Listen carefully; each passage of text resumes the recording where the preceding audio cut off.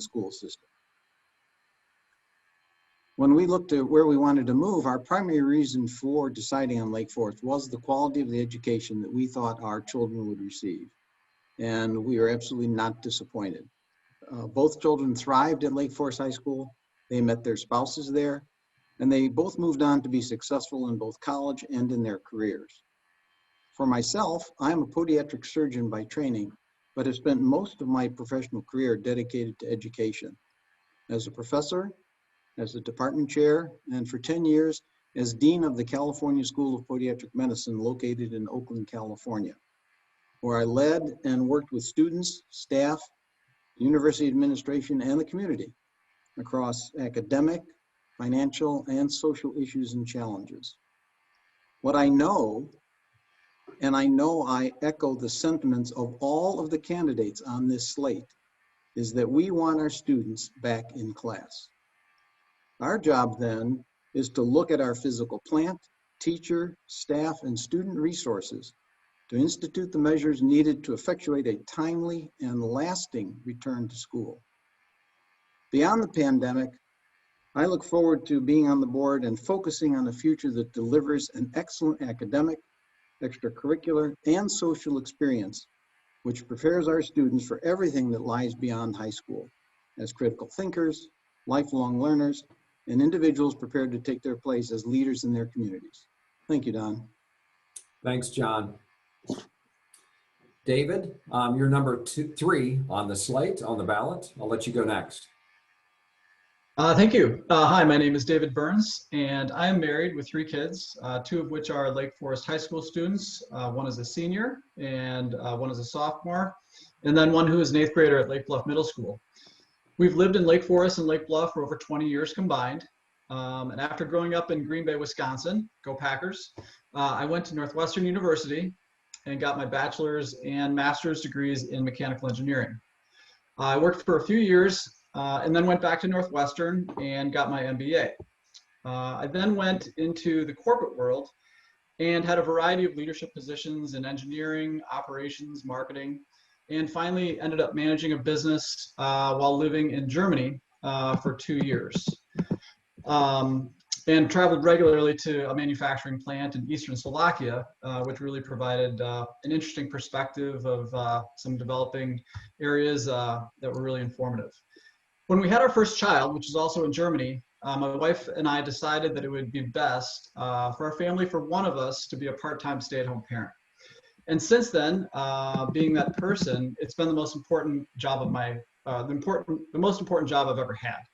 And during the past 15, well, actually 17 years since then, since my daughter was born, I've been a consultant at AbbVie in the field of data analytics. I've co-founded Lake Bluff Brewing Company and taught a couple of engineering classes at Northwestern University as an adjunct professor.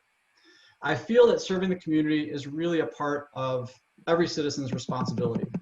And currently I'm serving on my 2nd term on the Lake Bluff Planning Commission Zoning Board of Appeals.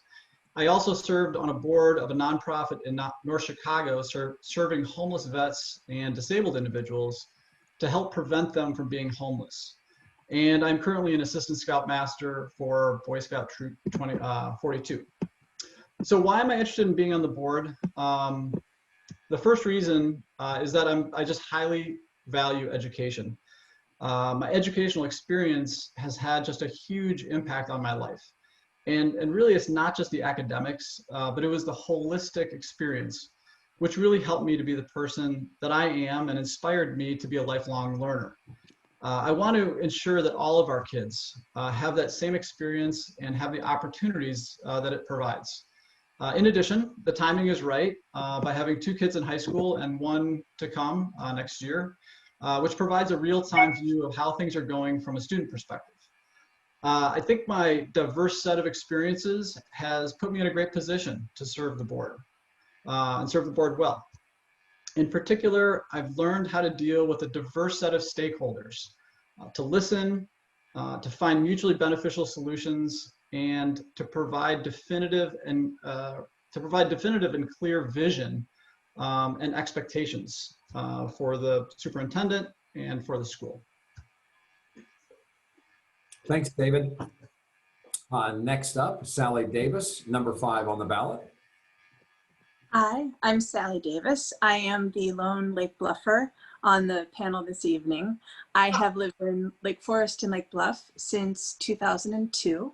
I have a son who came through the Lake Bluff School District and then graduated from the high school in 2018. He's now a college student in California in my basement. So while I do not have a kid who is currently in the high school being educated at home, I have one who is in college being educated via Zoom. I am a lawyer for SC Johnson in Racine, Wisconsin. I am a contract lawyer, I am a litigator, and prior to going in-house, I was an attorney who was, oh my gosh, I just saw, like, David is from Lake Bluff too. I am so sorry. David Burns, you're from Lake Bluff too. Forgive me. I don't know what made me think that. I am, oh my gosh, I'm so sorry. I am a member of the school board currently. I was appointed to the board in 2015 to fill a position when one of the Lake Forest residents moved out of state. And then I was elected for the first time in 2017 with the support of the caucus as well as Vote Lake Bluff. And I am now running for a second term. I'm currently the vice president of the school board. I am also the chair of the Finance and Ops Committee. And I have a long history of volunteering in the community as well. I was the advancement chair for Troop 42 in Lake Bluff and for 46 in Lake Forest. I was the student recognition chair for the school applause group, which is a booster club for parents of kids in the music program. And I am currently one of the coaches for one of the business incubator programs at the high school. During my time on the school board, in addition to being certified as a master board member by attending and participating in giving, teaching on how to run a board, I have had the honor of sitting at the negotiating table 11 sessions between August and January with the various unions who are serving our students. And I have sat through sessions with federal mediators. I have walked the building with both the support staff and the teaching staff. And I have been one of the people who is doing everything in our power to get as many kids back into that building as quickly, as safely, and for as long a time as possible. I look forward to speaking more about that with you this evening. Thanks, Sally. Last but not least, Marcus Schabacher. He's number 8 on the ballot. Marcus? Good evening, and most of all, thank you very much for joining us tonight to discuss with us all matters education. And I got to compliment you that you choose us over whatever normal people do on Friday evenings. So thank you very much. As you can probably hear, I was born and raised in Germany. I'm a physician by training. I have degrees in, I'm board certified in anesthesia, intensive care, emergency medicine, and disaster medicine. I have a PhD in anesthesia, and I'm currently also an associated affiliated professor at the Strict School of Medicine in Chicago. I spent about 10 years in clinical practice, and 2 of those in South Africa on a humanitarian aid program under the Nelson Mandela government to help to provide healthcare in rural areas in Southern Africa. After my time there, I came back and joined industry and spent about 20 years in roles of increasing responsibility in research and development, clinical research, preclinical research, and patient safety. And that brought us to the United States 20 years ago, my wife and I, and our sons were born here. They're now a sophomore and a senior in high school. And I'm proud to tell that my senior just landed a spot at High Point University in North Carolina, and eventually brought us here to Lake Forest, the beautiful town of Lake Forest, which we choose very similar to John because of its excellent reputation for its educational system. Not to mention the beauty of its beaches and the town itself, of course, and the very welcoming citizens who opened their arms widely for us, and we're still enjoying that hospitality and community here. And 3 years ago, I joined a non-for-profit organization which is focused on advancing evidence-based and effective healthcare globally. It's based in Philadelphia, and I've been commuting back and forth until last year, a year ago, when we took our organization virtually. So why the school board? Why me? Why now? First of all, I think the time is right for me. My work-life balance has shifted somewhat in favor to the life part. And as I mentioned, I feel very thankful to the community here. And while I had a small piece in training some soccer kids at AYSO earlier, it's now a great time for me to give back to this community. And why education? Because similar to David, I'm a lifelong learner. As you heard, this is my third career, so to speak. And every time I had to continue to learn. And for me, learning is a privilege, education is a privilege, which goes way beyond just the academics, but the life skills. And I'm, with my experience as an executive for multinationals and now for a non-for-profit, I think I can meaningfully contribute to solve the issues which are in front of us. And they are pretty significant, and some of them we will discuss tonight. But most importantly, because I truly have a passion for education, and I want to make sure that Lake Forest continues to have that excellent name, not just in this area, but across the country for its educational system. So once again, thank you very much for joining us tonight, and I'm truly looking forward to an open and meaningful discussion. Thanks, Marcus. Look, it's Friday night, Marcus. You mentioned a lot of people could be doing other things, but right now it's kind of like a Netflix binge watching for those of us that joined maybe last night too. I doubt it, but it's possible. But thank you guys for those introductions. We'll get right into the questions. But I think you can hear from these candidates a very impressive slate that we have, that the caucus and the right track are truly proud of these vetted, proven, and exceptional professionals. Our first question tonight, I'll open it up to the panel. The first question is that it was represented in 3 questions that were submitted. So I'm going to ask, what are the strengths that our district has, and what are the challenges do you see ahead? Knowing we'll get into opening schools a little deeper later. And then name 2 or 3 priorities or top things you'll be focusing on as a school board member. If I could start, Sure. one of the things that I am amazed by, having run in 2017 and running again in 2021, is the fact that most of the questions that we are being asked about are not questions about the strength or the promise of the academics that we are offering to our students. And that is an indicator to me that in the last 4 years, there have been extraordinary strides made at the school. I want to talk just for a moment about how well we are doing in what we unofficially say is a small school, with all of the personalization of a small school, with all of the big school opportunities that bring folks to our community when they are looking at sending their kids to buying houses and sending their kids to Stevenson, to New Trier, to Highland Park or Deerfield versus ours. We have phenomenal academic supports, not only for kids who are special in the sense that they are phenomenal learners, but also kids who need supports in the schools. We have an incredibly high engagement rate in not only our academics, but also in our extracurriculars, both intellectual academic types of extracurriculars as well as sports. We have a goal of meeting the needs and helping every student in our district succeed. And you will see that in the fact that we have a goal of more than 90% of our kids participating in at least 2 extracurricular activities, because we know that contributes not only to their social and emotional wellness, but also to their academic success. We have posted the highest ACT scores we have ever had in the last year.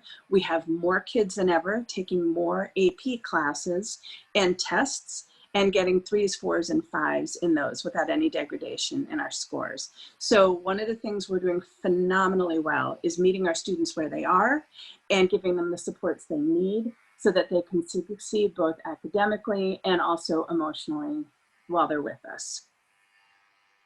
I can talk about where I want to go from here, but maybe I would like to open it up and let one of the other candidates talk about what they'd like to do. If I may, Don, and thanks, Sarah. I couldn't agree more. Having 2 kids in the high school right now, I think the academic offering is great. If at all, I would look maybe for 1 or 2 additional languages. I think that would potentially be an area where I would, from a curriculum perspective, see an opportunity. But I wanted to make a comment around, and I'm telling you the obvious, our world has changed and it will not go back to where it was pre-pandemic. And the business world has changed. How the colleges operate has changed, and the expectations of our young men and women who go out into those colleges and out into the business world, these expectations have changed. And I think we need to really adapt our curriculum as well as our extracurriculum activities to teach them some of those critical skills. Is how do you present yourself remotely? How do you do interviews remotely? How do you collaborate remotely? How do you work remotely?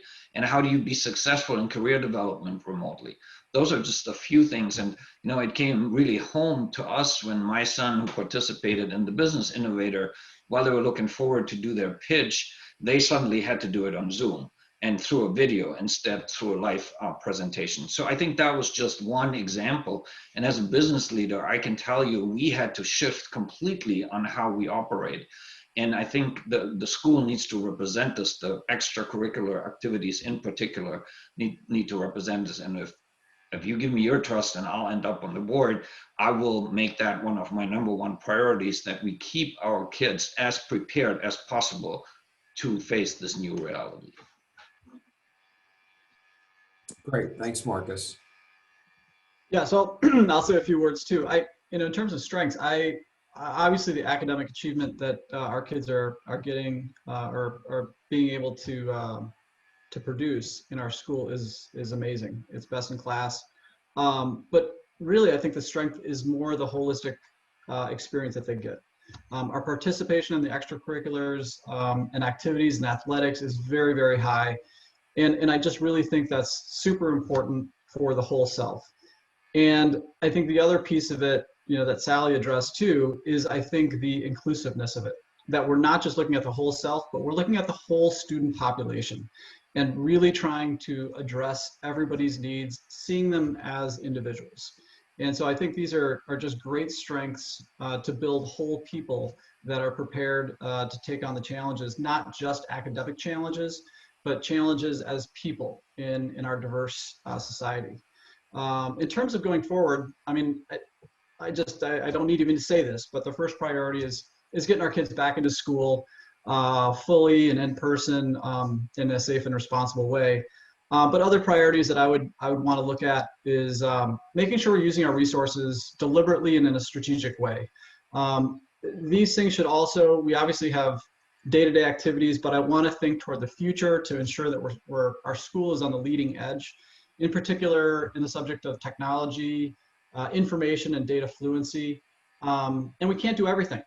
We have a limited budget and limited resources. So we really need to understand exactly what we're doing, how we're spending our money, and making sure that it's tied back to our strategic priorities.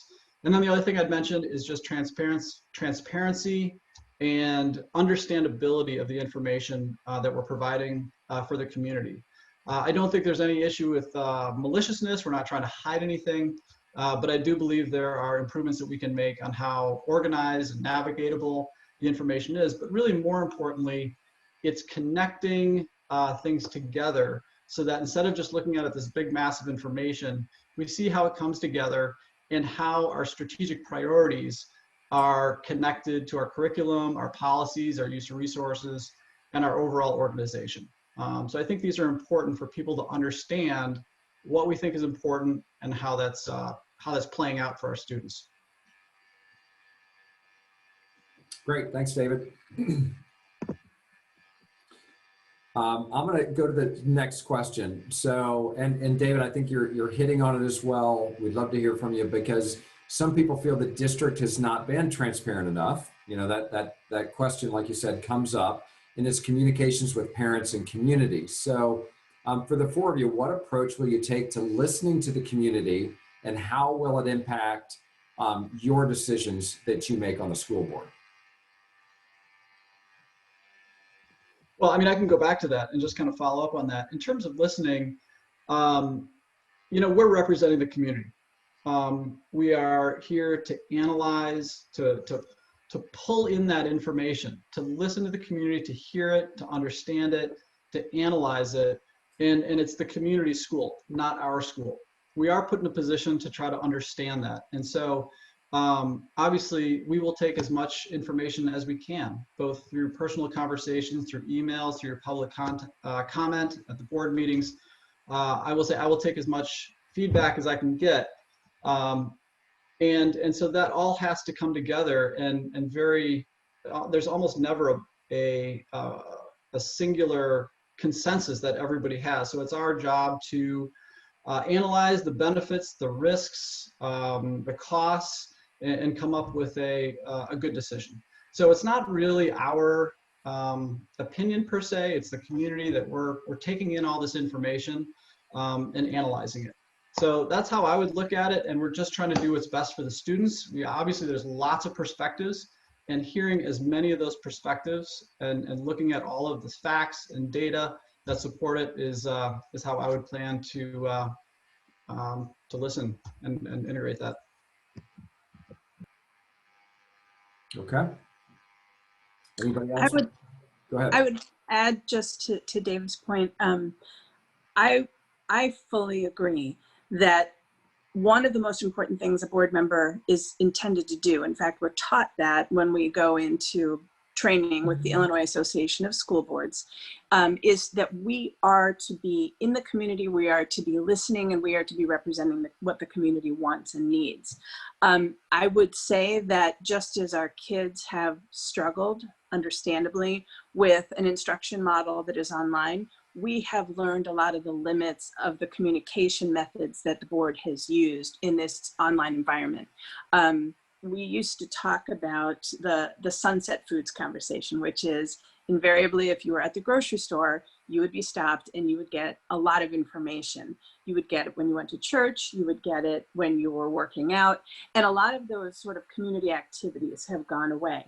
We are much more dependent on receiving information and giving information back out, and digitally, online. And it has been glaringly apparent that those resources are not possible, or not available. And so it's been really interesting actually to hear from Dave ideas about how that can be improved, because every one of his ideas is absolutely right.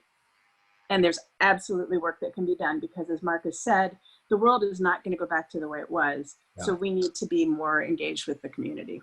Yeah, and I think that's the follow-up question that added to that someone else asked is how to effectively communicate the board's decisions with students, families, and the community. And I think you're hitting on that. I think you're touching on that. I just want to make sure that we're following up with that question that someone's asking.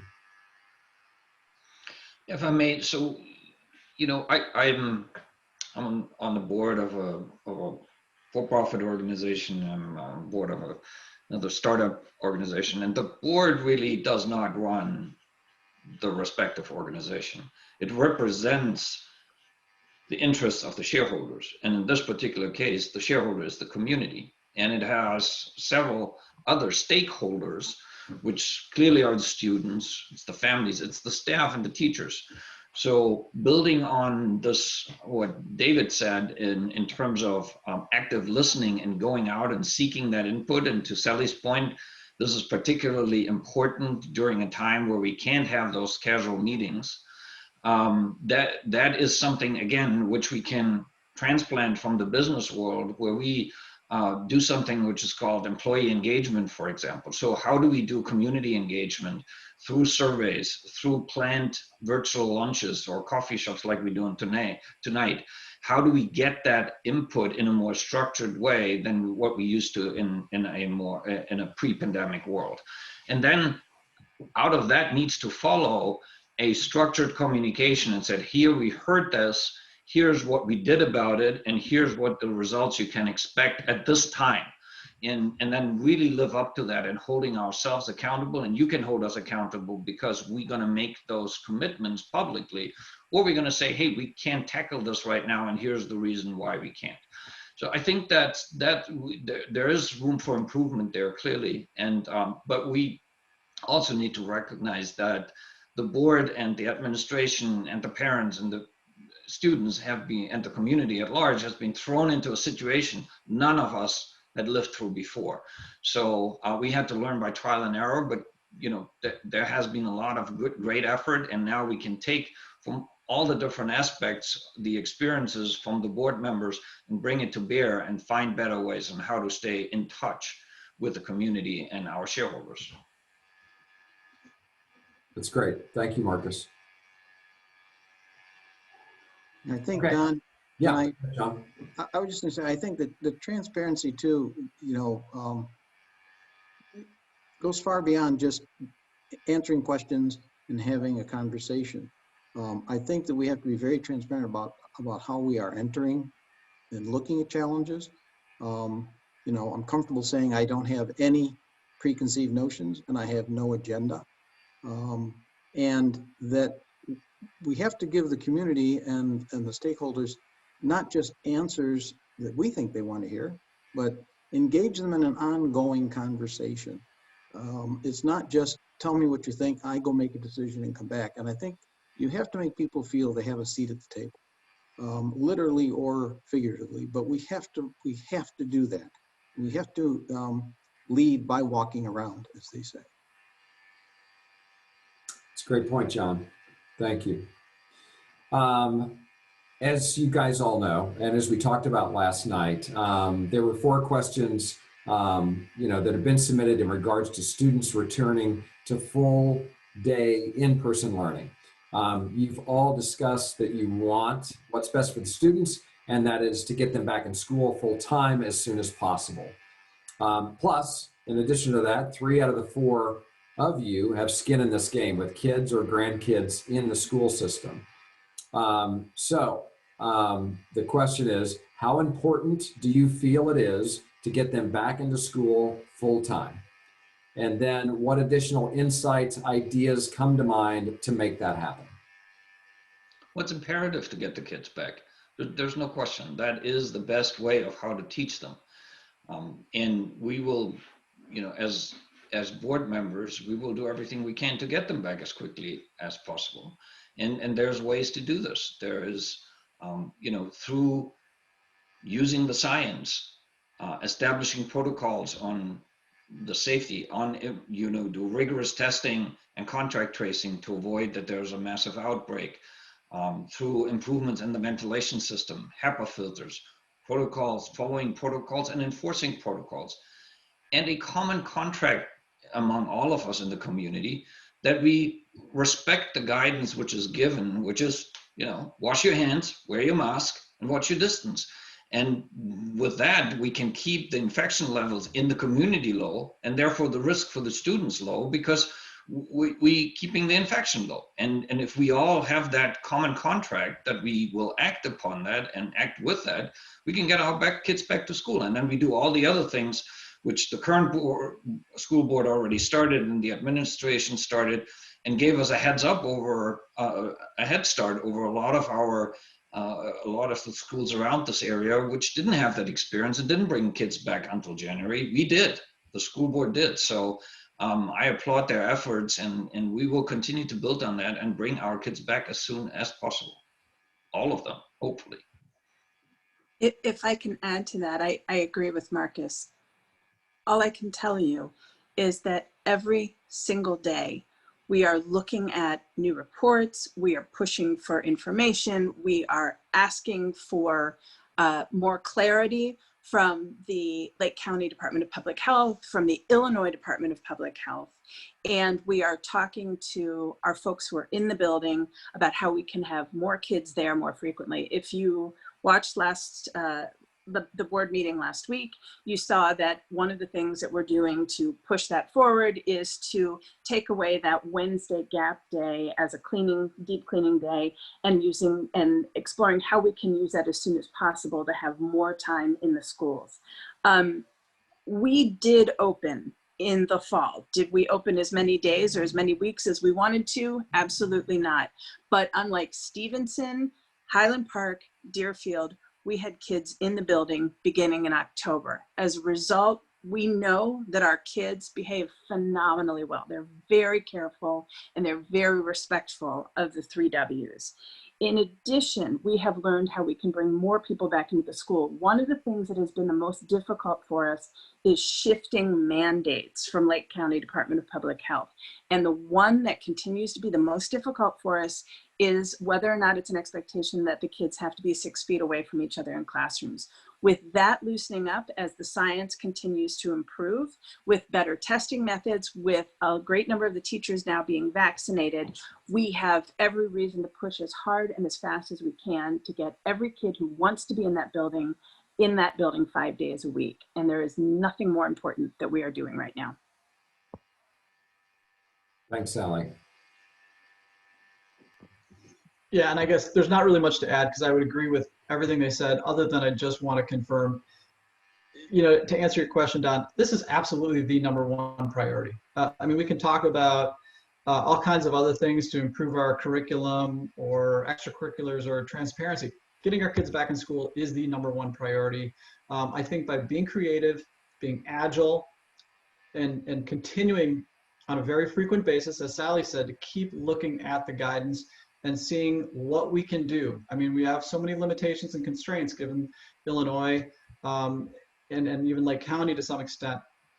We have to follow some of those rules, but at the end of the day, if we continue to be creative and watch those, that's the #1 priority. We can hopefully keep moving more and more kids back in. And as the summer comes on, we theoretically could think about some outdoor seating.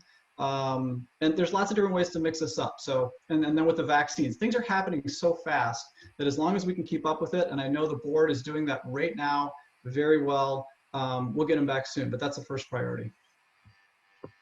Yeah, Don, I started my introduction by stating that I was echoing the sentiments of the members of this slate about getting students back to school. And I'm very pleased that the universe of individuals listening to us has gotten to hear, or has been able to hear, the passion with which we all believe that this is the primary goal that we should have, is for getting our students back to school as soon as possible. Yeah, I agree, John. And I agree that all of you are, and as Sally recognized, is we're in a good place and it's getting better. And we're leading and we're getting better than the communities around us. And that's a real testament to the overall community and the staff and the board. So thank you guys very much for those. That is one of the biggest ones. I'm gonna stop kind of with what I planned, because I think we're getting some questions both in the chat as well as 3 questions came in last night or when they registered, was about the shared services agreement. And I think one is, are you in favor of continuing the shared services concept? This question says, even though they admit it's not working, I don't know if I've heard it, if it's not working. I think you see as a current board member, it's, you can make it work better. But why don't, I want to toss out the shared services and what's your guys' thought on that? I think, Don, you hit the nail on it. Those of us who've not been on the school board don't have the insight that those who have been on the school board into the actual function of the shared services agreement. As a dean at a college where there were several graduate schools working under the same university umbrella, I had to work for 10 years in what you could call a shared services agreement.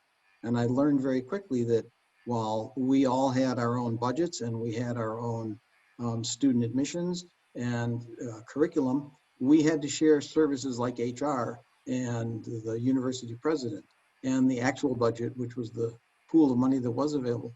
And we learned to work together. My concern about making a shoot from the hip comment about the shared services is I'm not sure what's not working. It's my understanding that in general, the District 67 kids enter the high school system well prepared for high school.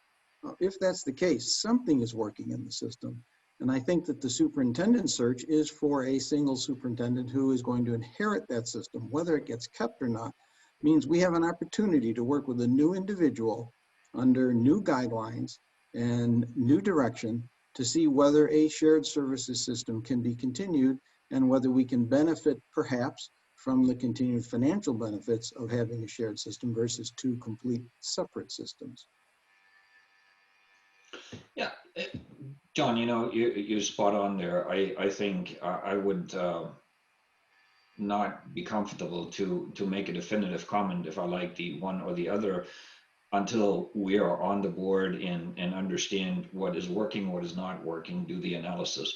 A big concern is the additional cost. I heard something about when there was an analysis done, and maybe Sally, you can confirm this, of high 6-digit to low 7-digit number of additional cost.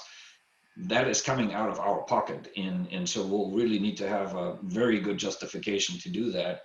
I know from having acquired and merged and sold businesses and being part of that you can always find synergies. You can always find ways to work better and smarter instead of working harder, and save money that way and make things more efficient. If there's a compelling reason to have two different systems, I'm totally open to listen to this, but making a definitive comment at this point is really difficult for us who have not been on the board so far and have not had the first-hand experience to see what is or isn't working. I'll share my own personal opinion of it, having now lived in it for some time. I believe shared services is beneficial, both economically, as Marcus says, but also because it has paid dividends in terms of better streamlining the handoff of students coming from 67 into 115. We know that that has improved. And we have done a lot of the similar work with 65, which is the Lake Bluff district, and St. Mary's and Lake Forest Country Day School, which tend to be the biggest feeder schools. There can be more done in that regard. But there are things that are easily and appropriately shared. Everything from academic planning to technology absolutely has been to our benefit, both in terms of purchasing power and in terms of deploying people intelligently where they're needed. Having said that, when I first began looking at the question of should we be in a shared services model, I went back and I read all of the documents of when the two districts first decided to do shared services together. And what was fascinating to me was that the two board presidents and the senior administration folks, the superintendent, the CFO, they met every 2 weeks together to talk about how it was doing, how they were working together, how they could course correct. And over time, because it did start to work well, the two boards, in my opinion, drifted apart. And we didn't give enough time to how we could communicate with each other, work well with each other. And we had a very senior, very talented set of administrators who basically just sucked up the extra work, and they didn't call us on it. So as much as we are saying shared services isn't working today, I would say that's because we haven't done the good work, just like you do in a marriage, to keep the two sides of the marriage talking to each other and working well together. As part of the superintendent search, one of the things that we have said is going to have to be their priority is for them to be able to call us on places where we are creating extra work that is not to their benefit. A very small example, when I took over as chair of finance and ops in 2019, my counterpart on 67, Rob Lemke, who's a professor at Lake Forest College, and I sat down with our CFO, Jen Hermes, and said, perhaps even though the two finance and ops teams don't meet at the same time, we could follow the same agenda. We could ask for the same reports. And Jen said, that would be great, because we have gotten into the habit of your two districts asking for completely different things. And my frustration was, you should have told us that, because we owe it to you to be not putting your folks through running different reports for no reason. And if we can do it even with that small thing, I think there is a lot of opportunity to improve so that folks don't spend their time doing duplicative or tasks that don't have to be different for us, so that they can spend more of their time on the things that are directly benefiting our kids. Great, thanks, Al. Go ahead, sorry. I was just gonna say, I agree. I don't have too much to add, but I guess I would say this. I think we need to work hard to see what it actually should look like, as Sally said, before we scrap it. So let's see what good can look like. And in the meantime, there are other models that we can and should look at, but that's going to take a long time. So I agree with the other candidates. We can move forward. Okay, I'm going to jump to a chat question because I think you're right, David. From a financial standpoint, there's a lot of advantages.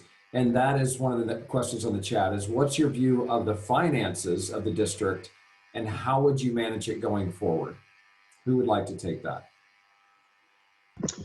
So I'll comment a little bit on that. I actually am really proud of what we've done recently on getting our finances in order. The AAA bond rating is so impressive, puts us in such a great position in terms of the rate we're getting. However, I think that's a great financial position. I'm more worried about the master plan and the things that we have ahead of us. And so we have limited resources. I think we're in a good position, but I really want to understand how we're making the tough decisions and deliberate decisions. And so that's goes back to transparency a little bit, but I want to build things up from the ground up. I don't want to assume that just because we've done things in the past, we need to continue to spend money on these things. We need to rationalize what we're doing and ensure that our money is going to keeping our school up to date, both from the physical perspective, but also the resources, technology, and everything that we do to support our students stays up to date and is being used deliberately, not just because we've done it in the past. And so obviously that takes some digging into, but that's my approach. But I do think our position with a AAA bond rating is really admirable, and we should be proud of that. I would echo David's comments about our strong financial position. And I would only put forth that we should be careful enough in what we spend and how we spend it to remain in a position to be able to respond nimbly to something that comes up like COVID-19. We can't simply assume that Marcus talked about this won't be the same world, and I agree with him 100%. And to some extent, we need to be thinking long-term and planning ahead, leaving us some wiggle room to respond when it's something we absolutely do not anticipate.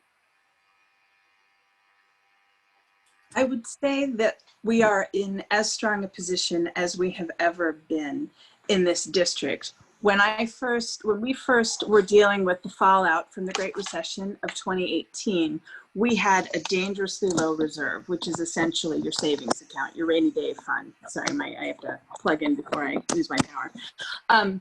Since that time, we have an annual budget of about $50 million.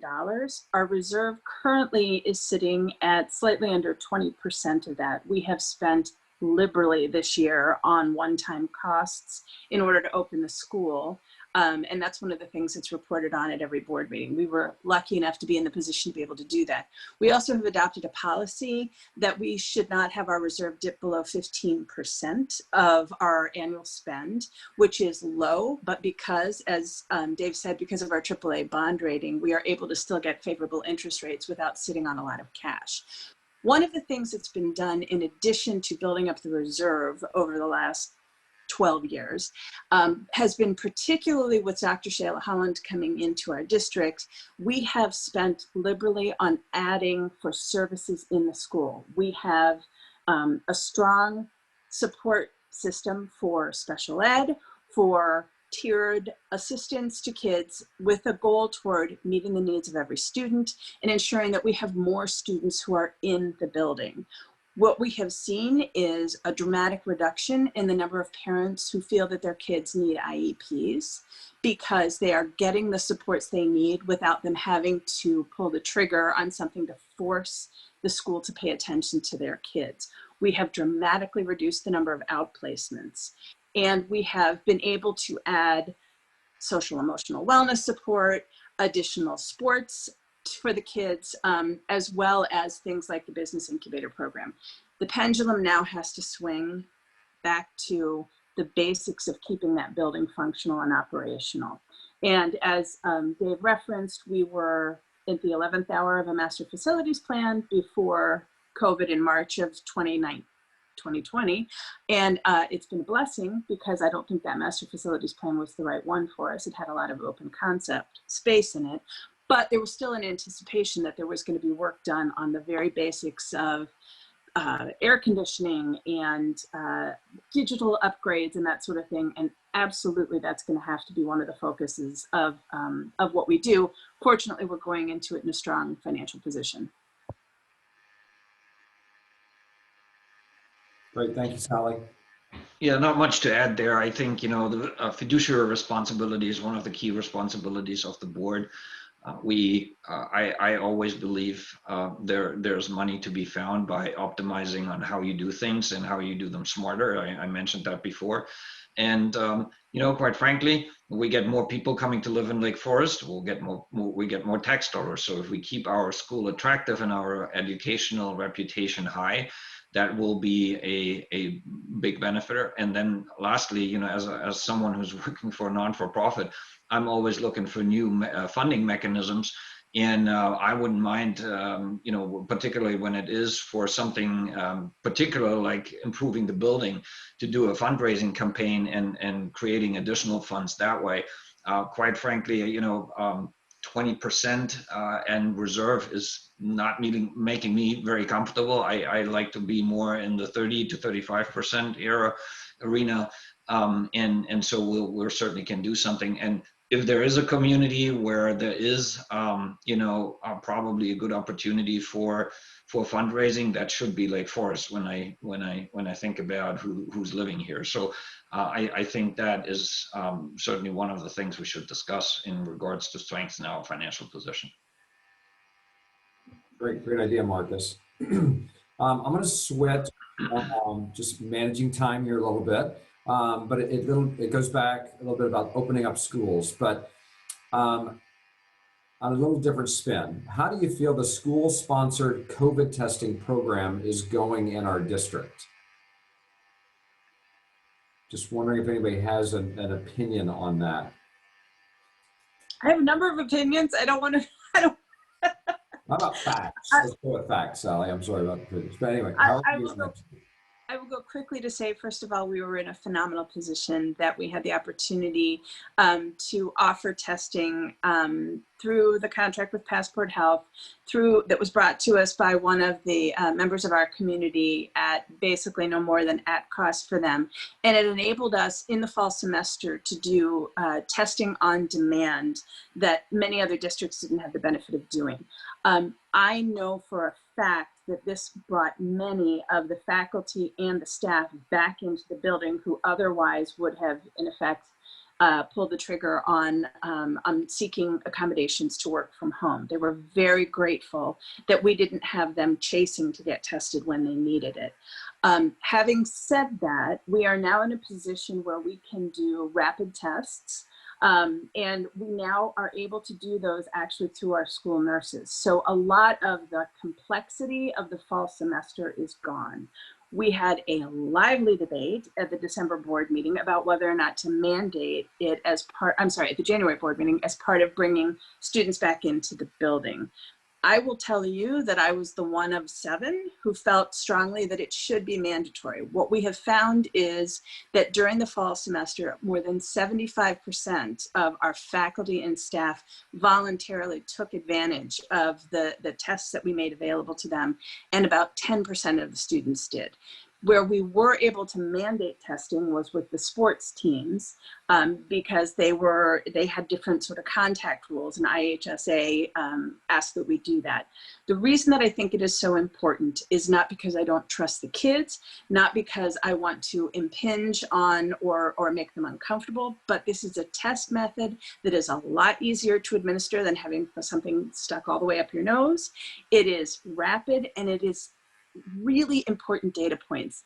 We know that teenagers in particular can be asymptomatic and can be very good vectors of this infection. And I care a lot about using it as one of the many tools that we can use to deploy to get more kids back in the school. And for me, for example, if we're going to go from 6 feet down to 3 feet as the distance that we're gonna push hard for and tell Lake County this is what we're going to do, I want every other tool in our arsenal to make it possible for us to do that. So I have a few words on this too. As a parent with 2 kids in school, I think it's going great. And the reason I say that is I hear from the kids, not every day because they're not there every day yet, but they don't find this as a problem. They actually see this as a huge benefit. It makes them feel more safe. I've dropped them off for testing and I've barely had to wait. It's so quick. It's not disruptive at all.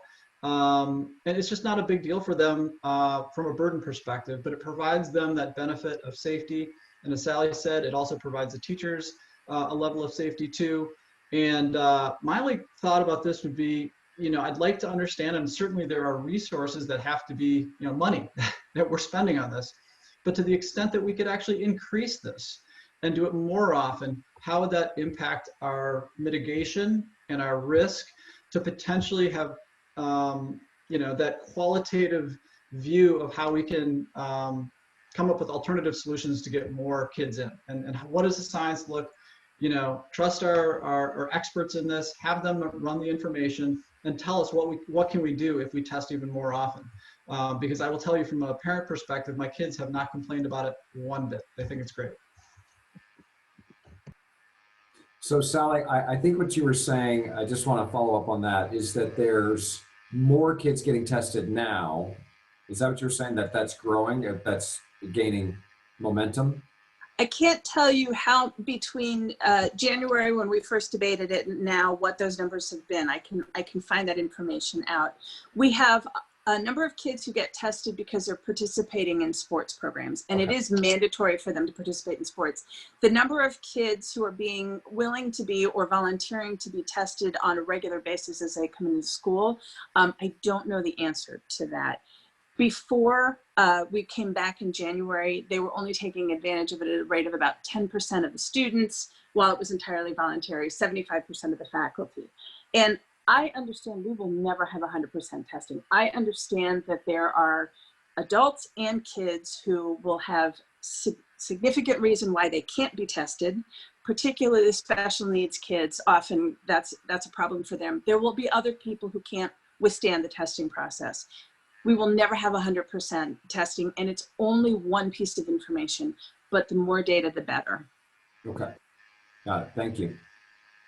Yeah, from a medical perspective, I certainly would agree, right, that the more tests, the more data points we have, the more relevant. And given that we now have the availability of the rapids test, and both my boys play sports, so they go every week, it's a non-event, as David said. And I think, we got to think about this. Folks are happily lining up at urgent care, at the acute care, to get tested when they want to fly on vacation. And that particular state or a country requires a testing. So why can't we do this when the kids come to school, particularly when we have done in a way where it's really easy to administer, and yeah, there's a cost aspect to that. But it is going to be much, much more expensive if we have to close the school down because we have a massive outbreak because we didn't test. So from a medical perspective, you can't force anybody to do anything, right? You can't test them, you can't force them to test or vaccinate. That would go against our oath. But it is certainly, a way to say, hey, if you want to be in the building, with those exemptions Sally mentioned, where there's a medical reason or other reason, you got to have to be tested. And if you want to participate in sports, you have to be tested. For now, that seems to be making perfect sense to me.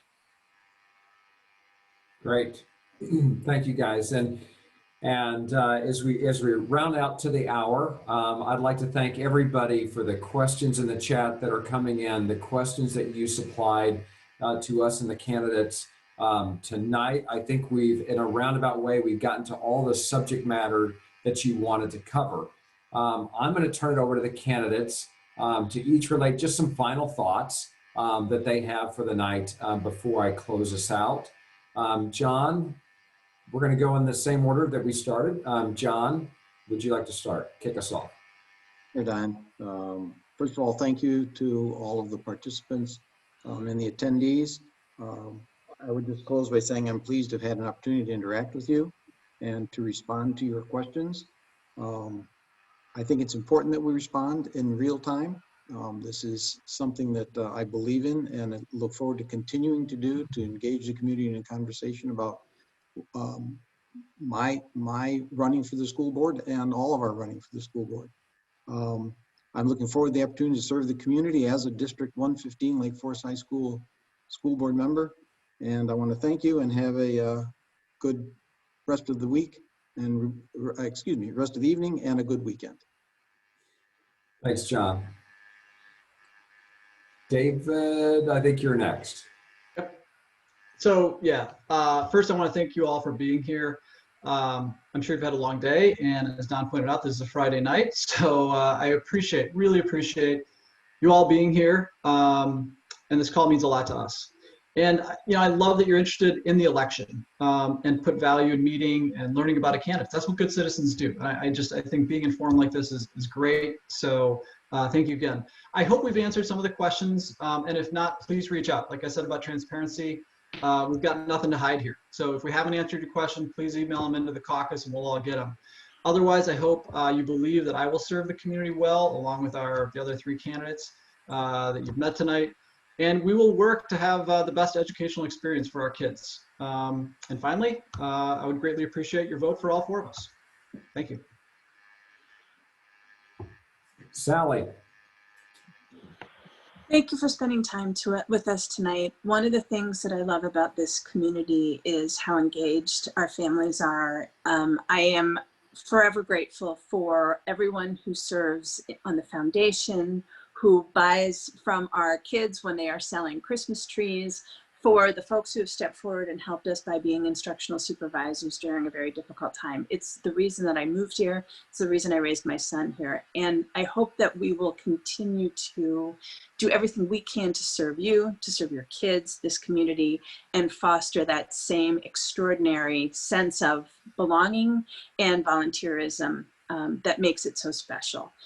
Getting your kids back in school is the absolute most important thing that we can do in the short term. We also have a view for the long term, and I hope that you will, as Dave said, continue to stay with us, continue to engage with us, and vote for us. Thanks.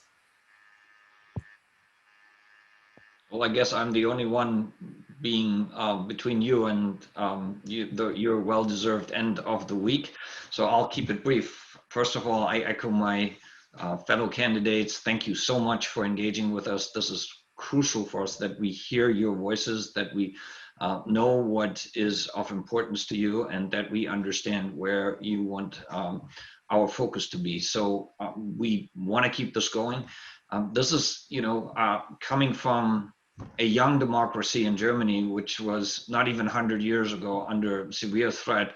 I think this is so important that we have this opportunity to vote. And I would ask, it's just the school board, but hey, we're going to spend your money, and whoever is going to be in the school board. So make sure that your friends and family and members and neighbors go out and vote. And hopefully we have convinced you that we are the right team for navigating the problems of today, but building the future for our kids. So remember the 2, 3, 5, and 8, because that are our positions on the ballot. They have been randomly chosen. So 2, 3, 5, and 8, if you remember nothing else of this night, hopefully you do that. Thank you so much. Have a good night. And Dawn, thank you and the entire team who made this possible for an excellent moderation and a great evening. Thank you very much. Thank you, Marcus. I appreciate it. Candidates, thank you all for stepping up and running for the school board. This, like a great Netflix show, has got me 2 nights in a row, and I'm really engaged in this show. So thank you all for keeping it that way. I hope you all agree to vote Venson, Burns, Davis, and Schabacher on April 6th. They are the candidates that we need to lead us through today and navigate today and lead us through tomorrow. Also, please look for our studentsuccess2021.com. That's our website.